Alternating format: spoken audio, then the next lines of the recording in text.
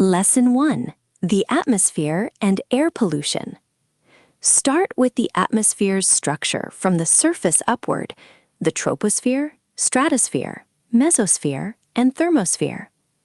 The troposphere is roughly 78% nitrogen and 21% oxygen, with carbon dioxide making up only about 0.04%.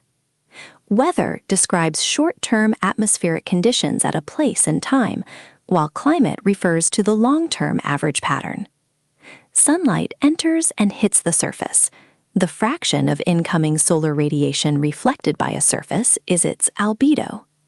Ice has a high albedo, while oceans have a low albedo.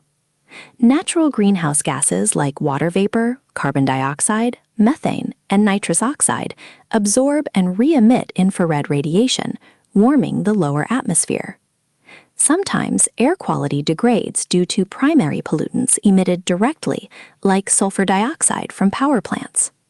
These can form secondary pollutants in the atmosphere, like sulfuric acid. Photochemical smog is another secondary pollution issue, producing peroxyacyl nitrates and tropospheric ozone when nitrogen oxides and volatile organic compounds react in sunlight. This smog worsens during a temperature inversion, where warm air aloft traps cooler air and pollutants near the surface. To fight this, modern vehicles use catalytic converters to change nitrogen oxides, carbon monoxide, and hydrocarbons into safer nitrogen gas, carbon dioxide, and water.